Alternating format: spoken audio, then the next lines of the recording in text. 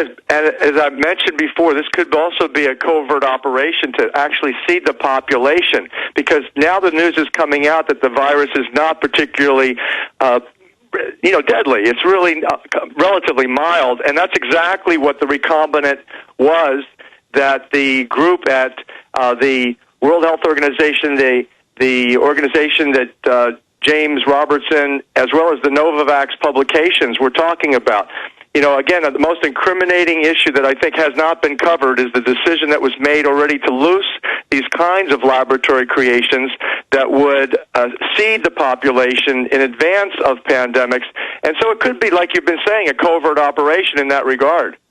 Okay, Dr. Horowitz, explain to people, can you read to them from that British Academy, that UN document that you've sent me, that is officially off their site, where they're talking about priming the public, getting them ready? It's very, very chilling. What does that mean?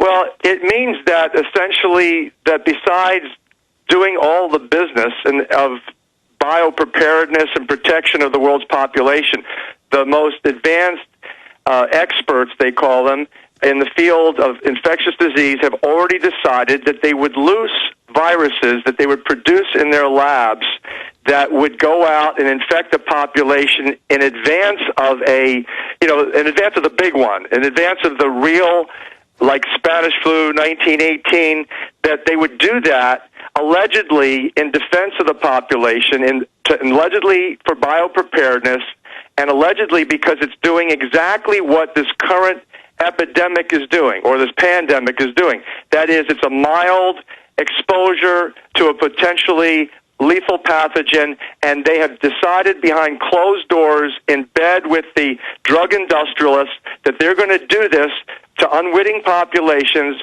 without having any informed consent. So this is really, you're saying, could be a mass inoculation, or at least that's their excuse to do this. They claim that they've weakened the pathogen to then release it into the public to protect us down the road from a real bird flu.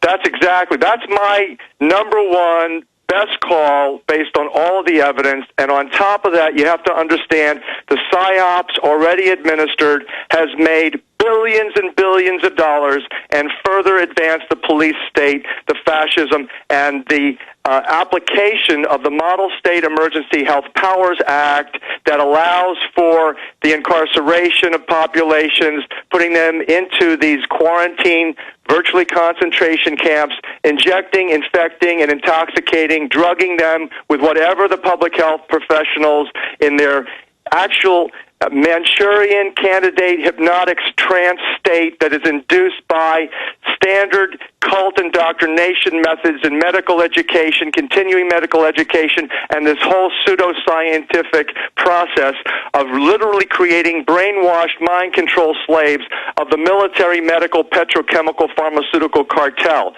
That's what's going on, Alex.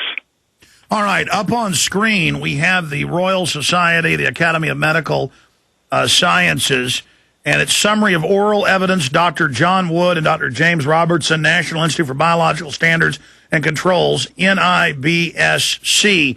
And on the last page, it says use of live viruses. Scroll down to the bottom of the document for me, gentlemen. Thank you for PrisonPlanet.tv viewers.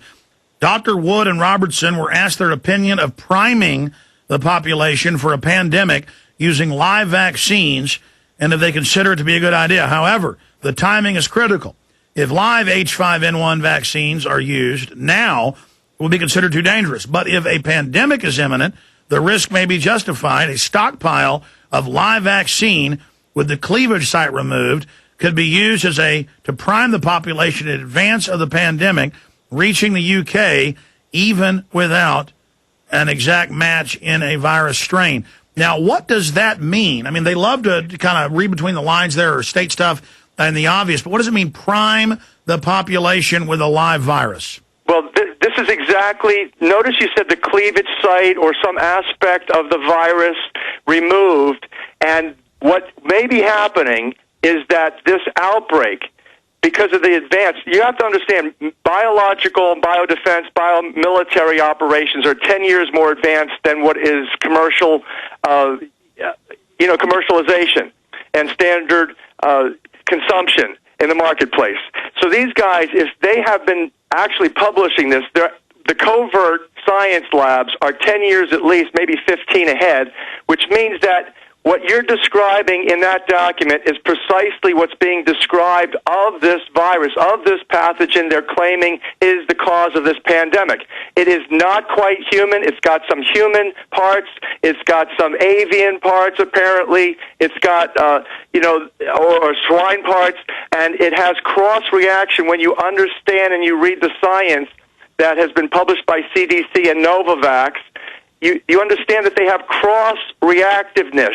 That, in other words, if you expose a population to a mutated virus, weaken it, but just enough to cause immunity, and then add enough of the different strains, such as the swine flu, the avian flu, the Spanish flu, put it all together, and then you expose the population to that, even prime the population is what they're talking about, by some form of method of vaccination. Now, can you imagine what the outrage of the public would be if they were told that they're now must go get vaccinated against a pandemic that hasn't happened yet? Well, speaking of priming, they are now openly on every major publication and TV saying you may have to take a shot, even if you're not sick, and we're going to lock your towns and cities. We're going to have the feds come out with the police and do this while the border's wide open. I mean, so they're really trying to set whether they're moving this time or not, they're now introducing the idea.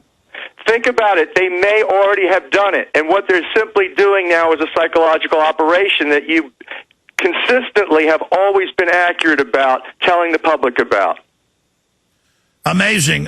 So where do you see this going from here? Well, I praise the Creator for the fact that this thing is not as severe as we thought it might be.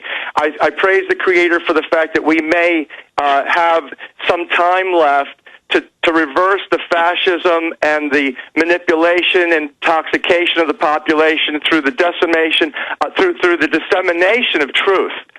Basically, what we need to do is get the truth, such as those documents that you've just, thank you so much, Alex, for putting that document up on the air, because this is the kind of inside research and discussions and backroom deals that we, the public, need to expose in order to come to some level of intelligent decision-making, because we have got to, if this has got to be about sovereignty, spirituality, and informed consent, we have got to give our consent. I mean, there's a separation of church and state. This is the big battle right now, as far as I can see, is this whole attack on Christianity, attack on spirituality, that we now, the gods of science and medicine, dictate to you what is going to be injected, infected, and intoxicated in your Holy Spirit-filled temple. I am telling you, I am absolutely certain to be here to the very end. This is an issue that shall never go away. We shall always stand for our spiritual religious freedom. I don't care what CNN says about me. I don't care what Fox News has to say. Everyone who considers them either a Christian, Jew, or Muslim has a sovereign spirit right to resist vaccination. Dr. Horowitz, stay there, absolutely. And I want to bring up the new